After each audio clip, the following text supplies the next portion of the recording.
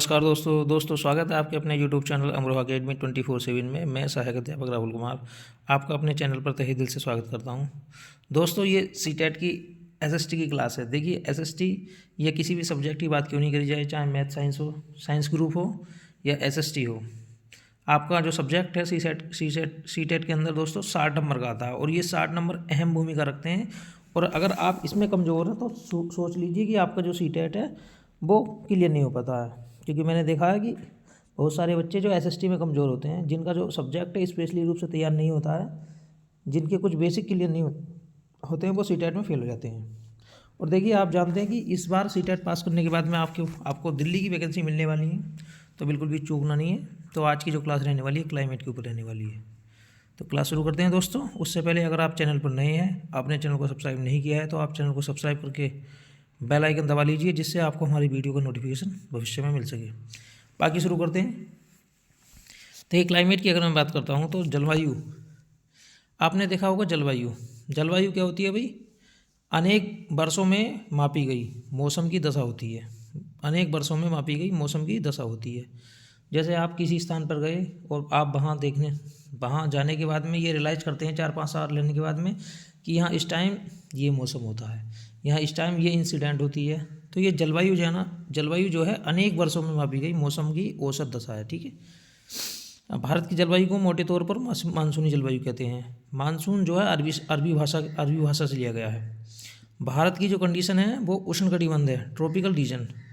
देखिए भारत जो है उष्णकटिबंध में स्थित होने के कारण अधिकतर वर्षा मानसूनी पवन से ही होती है। भारत में कृषि वर्षा पर डिपेंड है। देखिए आज भी भारत का बहुत सा हिस्सा वर्षा पर ही डिपेंड है कृषि के मामले में। आप रेगिस्तान वाले हिस्से में देख सकते हैं, वहाँ पर सिंचाई की सुविधाएं आज भी नहीं है। ठीक है। किसी स्थान की जलवायु उसकी स्थिति, ऊंचाई, समुद्र से दूरी और उच्चावच रिलीफ पर डिपेंड करती है। देखिए जलवायु जो है किसी भी स्थान की उसकी कंडीशन, उसकी ऊंचाई और समुद्र से दूरी और उच्चावच पर डिपेंड करती है। आप यहाँ देख लीजिए, अगर मैं बात करता हूँ नॉर्थ इंडिया की और साउथ इंडिया की, तो साउथ इंडिया में दोस्तों बारिश का मौसम अधिकतर जाड़ों में भी होती है वहाँ पे। और वहाँ का जो बारिश का मौसम है वो इस तरीके से होता है कि कभी भी बादल बरस जाता है और कभी भी खुल जाता है। लेकिन नॉर्थ इंडिया के अंदर दोस्तों ऐसा नहीं है। और अगर बात करी जाए रेगिस्तान वाले एरिया में, तो रेगिस्तान वाले एरिया में बहुत कम बारिश देखने के लिए मिलती है। और देखिए मासिन ग्राम, चेरापूंजी, उस एरिया में देखेंगे तो उस एरिया में इतनी बारिश आपको देखने के लिए मिलती है कि 1100 mm तक बारिश वहाँ मिलती है देखने के लिए। ठीक है। क्योंकि वहाँ पर एक तरीके से पर्वतों ने वो एरिया घेरा हुआ है। अब देखिए सर्वाधिक जो वर्षा है मेघालय में स्थित है, मासिन ग्राम में होती है। प्राकृतिक वनस्पति की बात कर लेते हैं। देखिए प्राकृतिक वनस्पति, नेचुरल वेजिटेशन, घास, झाड़ियाँ तथा पौधे जो बिना मनुष्य की हेल्प से उगाते हैं, उन्हें प्राकृतिक वनस्पति कहते हैं। आपने देखा होगा कि ऐसी चीज़ें जो हमने बोई नहीं है आज तक भी, और हमने कोई उनका रखरखाव भी नहीं किया, लेकिन वो फिर भी उगाई हैं, तो उन्हें प्राकृतिक वनस्पति, नेचुरल वेजिटेशन कहते हैं। वन्य प्राणी के बारे में बात कर लेते हैं। देखिए विल्ड लाइफ क्या भाई? बहुत सारे जो जीव हैं वो आज विलुप्ति की कगार पर हैं। देखिए अब जो टाइगर है, चीता है, ये बहुत कम बचे हैं। इसलिए हमारे देश में विदेशों से चीता आए हैं, हमें अन्य जगह से चीता लाने पड़े। अब संरक्षण है इनके लिए, अगर हमने इनका संरक्षण नहीं हुआ तो आने वाले समय में ये बिल्कुल ही विलुप्त हो जाएंगे। तो कई सारी चीज़ें हैं जिन्हें संकटग्रस्त रेड सूची में रखा गया है, येलो सूची में रखा गया है। तो एक एक के बारे में डिस्कस करेंगे। देखिए वन, विभिन्न प्रकार के वन्य जीवों का निवास होता है। ठीक है। बाघ हमारा राष्ट्रीय पशु है, हम जानते हैं बाघ हमारा राष्ट्रीय पशु है। हमारे देश के विभिन्न भागों में पाया जाता है। गुजरात के गिर वन में एशियाई शेरों का निवास है। अगर मैं गुजरात की बात करता हूँ तो यहाँ पर एशियाई शेरों का निवास है। हाथी और एक सींग वाले गैंडे ये असम के जंगलों में पाए जाते हैं। अगर हाथी की बात करते हैं या फिर एक सींग वाला जो गैंडा होता है, एक सींग वाला गैंडा, ये कहाँ पाया जाता है? असम के जंगलों में, असम के जंगलों में पाया जाता है। ठीक है। हाथी केरल एवं कर्नाटक में मिलते हैं। साउथ इंडिया में हाथी ज़्यादा मिलते हैं। और आपने एक घटना भी सुनी होगी कि हाथी को केरल के अंदर बम से मार दिया गया था। ठीक है। क्योंकि वो थोड़ा सा खेती बर्बाद करते थे, जिससे उसके पेट में पलने वाले बच्चे को बचा लिया गया था। लेकिन ये बाद में बहुत सारी घटना आक्रोशित हो गई थी लोगों में। देखिए ऊँट कहाँ पाया जाएगा भी? रेगिस्तान वाले हिस्से में। ऊँट भारत के रेगिस्तान और जंगली गधा कच्छ के रण में पाए जाते हैं। जो जंगली गधा है, जंगली गधा कच्छ के रण में पाए जाते हैं। देखिए ऊँट को रेगिस्तान का जहाज कहा जाता है, क्योंकि उसके जो पैर है वो गद्दीदार होते हैं, वो आसानी से चल पाता है। जंगली बकरी, हिम तेंदुआ, भालू आदि हिमालय के क्षेत्र में पाए जाते हैं। भारत के दक्षिण की भी ऐसी प्रचुरता है। मोर हमारा राष्ट्रीय पक्षी है। भारत में पक्षियों की भी प्रचुरता है। भाई बहुत सारे पक्षी हैं हमारे देश में, और जो कुछ पक्षी हैं वो एक तरीके से पलायन भी कर जाते हैं, माइग्रेशन कर जाते हैं मौसम के अनुसार। आपने देखा होगा कि बहुत सारी चिड़ियाँ चली जाती हैं और उसके बाद वो आ जाती हैं। भारत में सांपों की सैकड़ों प्रजातियां पाई जाती हैं, जिनमें कोबरा और करैत प्रमुख हैं। कुछ पक्षी जैसे विंटेल बत्तख, कर्लियू, फ्लेमिंगो, ओस्प्रे, लिटिल स्टिट आदि प्रत्येक वर्ष सर्दी के मौसम में हमारे देश आते हैं। देखिए, मैंने बताया को आपको कुछ पक्षी ऐसे हैं जो अन्य स्थानों पर चले जाते हैं और हमारे देश में कुछ पक्षी आ जाते हैं। ये माइग्रेशन होता है पक्षियों के अंदर, ठीक है। सबसे छोटी लिटिल स्टिंट, जिसका वजन 15 ग्राम होता है। देखिए, सबसे छोटी है लिटिल स्टिंट, जिसका जो वजन है ओनली 15 ग्राम होता है। 15 ग्राम आप समझ सकते हैं, बहुत कम होगा, ठीक है। आर्कटिक प्रदेश से 8000 किलोमीटर की दूरी तय करके भारत आती है। देखिए, ये 8000 किलोमीटर की दूरी तय करके भारत आती है, लिटिल स्टिंट, आप ध्यान रख सकते हैं। माइग्रेशन के द्वारा ये भारत में आती है 8000 किलोमीटर की दूरी तय करके। कहाँ से आती है? आर्कटिक प्रदेश से। बहुत महत्वपूर्ण जानकारी है ये। देखिए, प्रत्येक वर्ष अक्टूबर माह का पहला सप्ताह है। अक्टूबर के अगर पहले सप्ताह की बात करी जाए तो ये वन्य जीव सप्ताह के रूप में मनाया जाता है। किसके रूप में मनाया जाता है? वन्य जीव सप्ताह के रूप में अक्टूबर का पहला सप्ताह मनाया जाता है। प्रवासी पक्षी पेलिकन, साइबेरियन सारस, स्टोर्क, फ्लेमिंगो, पिटलेस बत्तख इत्यादि प्रत्येक वर्ष सर्दी के मौसम में हमारे देश में आते हैं। साइबेरियन सारस की बात करी जाए तो ये साइबेरिया से दिसंबर के महीने में आता है और मार्च तक रहता है, ठीक है। तो ये मौसम के अनुसार आते हैं, जैसा इन्हें मौसम चाहिए उसी मौसम में ये पलायन करते हैं।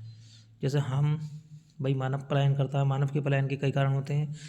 ऐसा समझ लीजिए, वो अपनी समृद्धि के अनुसार भी पलायन करता है, या फिर कमाने के लिए पलायन करता है, शिक्षा के लिए पलायन करता है, अनेकों कारण होते हैं। देखो, पारितंत्र इकोसिस्टम की बात कर लेते हैं। पारितंत्र क्या है भाई? पारितंत्र यह वह तंत्र है जिसमें समस्त जीवधारी आपस में एक दूसरे के साथ पर्यावरण के उन भौतिक और रासायनिक कारकों के साथ परस्पर क्रिया करते हैं जिसमें वे निवास करते हैं। भाई समस्त जीवधारी आपस में एक दूसरे के साथ में इंटरेक्शन करते हैं, और पर्यावरण के साथ भी, ठीक है, जिसमें सब लोग निवास करते हैं। ये सब ऊर्जा, एनर्जी और पदार्थ के स्थानांतरण द्वारा संबंधित है, और ये सब ऊर्जा के द्वारा पॉसिबल होता है, ठीक है। पर्यावरण की बात कर लेते हैं। देखिए, परि प्लस आवरण, जो हमें चारों ओर से घिरे हुए हैं, पर्यावरण कहलाता है, ठीक है।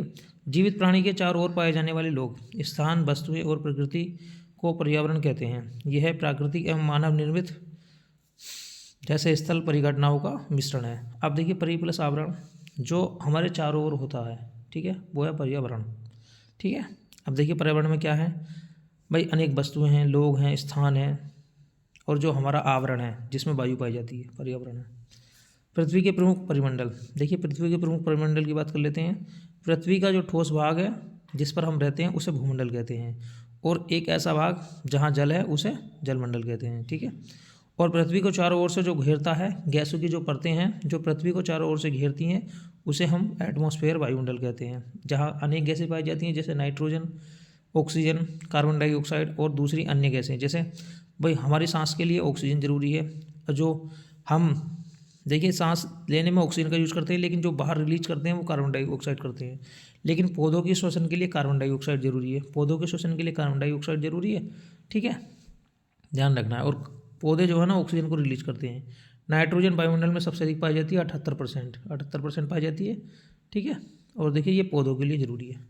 बाकी ऑक्सीजन 20.9% पाई जाती है, लगभग 21% पाई जाती है।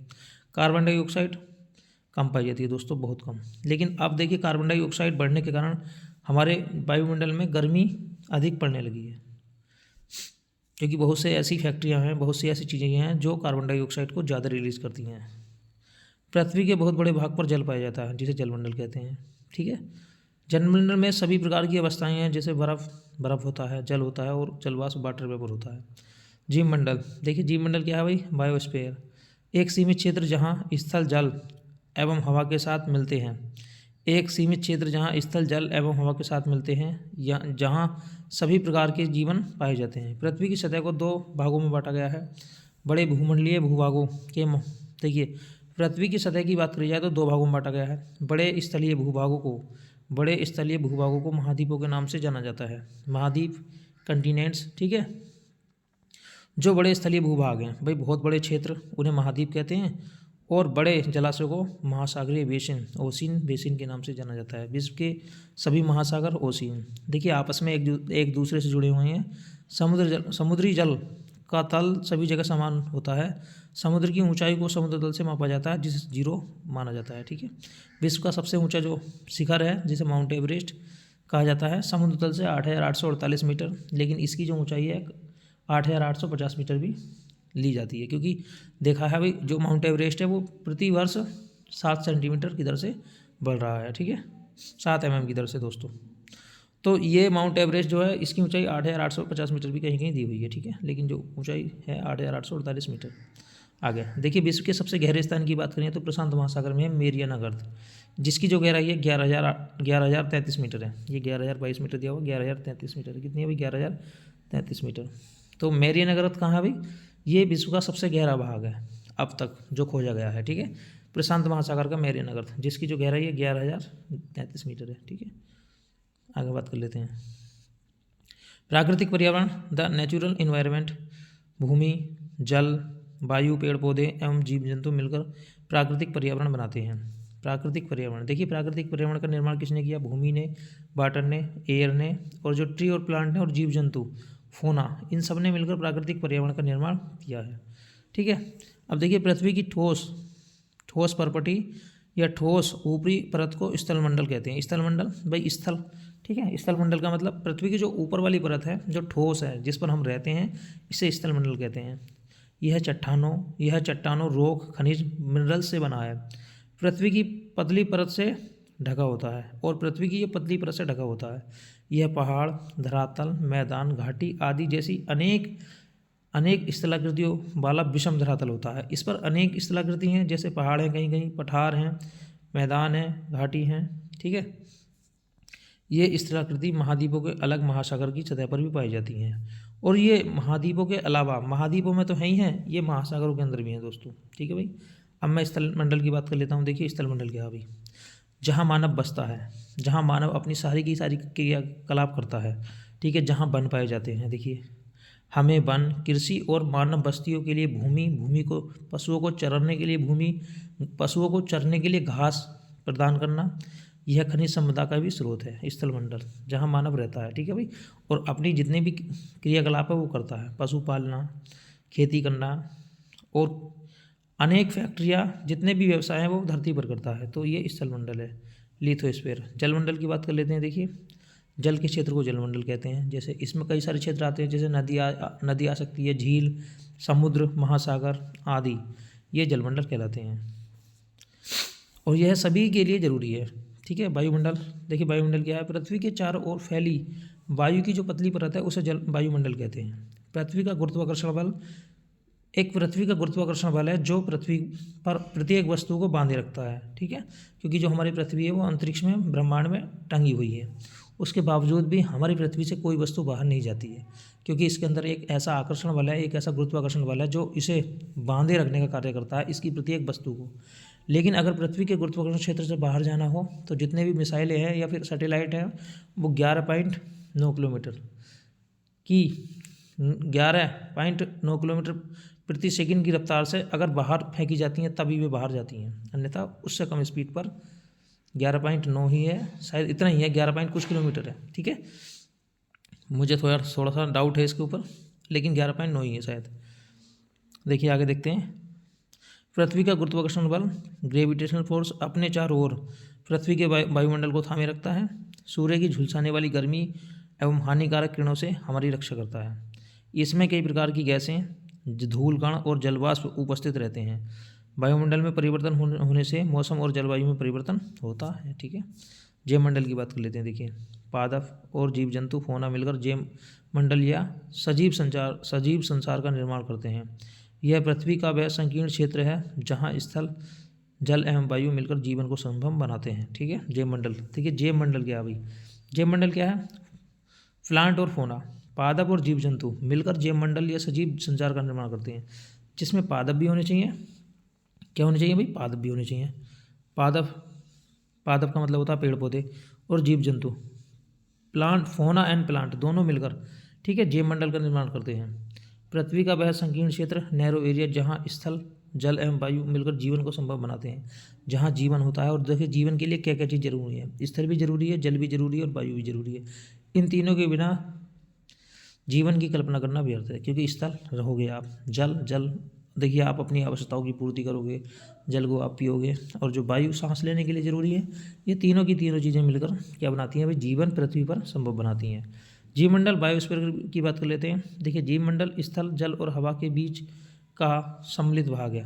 यह वह भाग है जहाँ जीवन मौजूद है। यहाँ जीवों की बहुत सी प्रजातियाँ हैं, जो कि सूक्ष्म जीवों, माइक्रोबेस तथा बैक्टीरिया से लेकर बड़े स्तनधारियों के आकार में पाई जाती हैं। मनुष्य सहित सभी प्राणी जीवित रहने के लिए एक दूसरे से तथा जीवमंडल से जुड़े हुए हैं। जीवमंडल के प्राणियों को मुख्यतः दो भागों, जंतु जगत एवं पादप जगत में विभक्त किया जा सकता है। देखिए यहाँ जो जीवमंडल है उसमें देखिए जीवमंडल के जो प्राणी हैं उन्हें दो भागों में बांटा जाता है। एक है जंतु जगत, एनिमल किंगडम, और दूसरा है प्लांट किंगडम। दो भागों में डिवाइड किया गया है, एक एनिमल किंगडम और दूसरा है प्लांट किंगडम। तो ध्यान रखना है आपको। पृथ्वी का आंतरिक भाग की बात कर लेते हैं। देखिए ये पृथ्वी है और इसके अंदर बहुत सारी लेयर हैं, ठीक है। देखिए अगर मैं बात करूँ पृथ्वी की, तो ये अनेक लेयर से मिलकर बनी है। पृथ्वी की सबसे ऊपरी परत को क्रस्ट कहते हैं। पृथ्वी की जो ऊपरी परत है उसे क्रस्ट कहते हैं। क्या कहते हैं भाई? क्रस्ट। यह सबसे पतली परत है और ये 35 किलोमीटर। देखिए अगर मैं इसकी बात करूँ क्रस्ट की, तो इसकी जो मोटाई है वो महाद्वीप क्षेत्र में 35 किलोमीटर और महासागर क्षेत्र में 5 किलोमीटर है। तो पृथ्वी की सबसे ऊपरी जो परत है वो क्या कहलाती है? क्रस्ट कहलाती है। ये एक तरीके से पतली परत है और इसकी जो मोटाई की अगर हम बात करें तो ये देखिए महासागरीय क्षेत्र में 5 किलोमीटर है और महाद्वीप क्षेत्र में 35 किलोमीटर है। कितनी है भाई? 35 किलोमीटर है। 35 से 50 किलोमीटर होती है। आप देखिए महाद्वीपीय सन्नति मुख्य रूप से महाद्वीपीय सन्नति कोड, कॉन्टिनेंटल कोड। देखिए कॉन्टिनेंटल कोड की अगर बात करते हैं तो कॉन्टिनेंटल कोड क्या हुई? कॉन्टिनेंटल कोड मुख्य रूप से सिलिका और एल्युमिनियम जैसे खनिज से मिलकर बनी है, इसलिए इसे Cl कहते हैं। Cl का मतलब है C से सिलिका और L से एल्युमिनियम, ठीक है। Cl महाद्वीपीय सन्नति जो Cl है वो किससे मिलकर बनी है? सिलिका और एल्युमिनियम से। आगे महासागर की property, ocean crust. Ocean crust की बात कर लेते हैं। देखिए क्रस्ट क्या है भाई? क्रस्ट, देखिए क्रस्ट को कहते हैं सीमे। क्रस्ट को कहते हैं भाई सीमे। क्रस्ट को आप कहते हैं सीमे। सी से सिलिका और में से मैग्नीशियम। सी से सिलिका, देखिए इसका जो नाम है क्रस्ट का, ओशियन क्रस्ट जो है इसका जो नाम है सीमे है।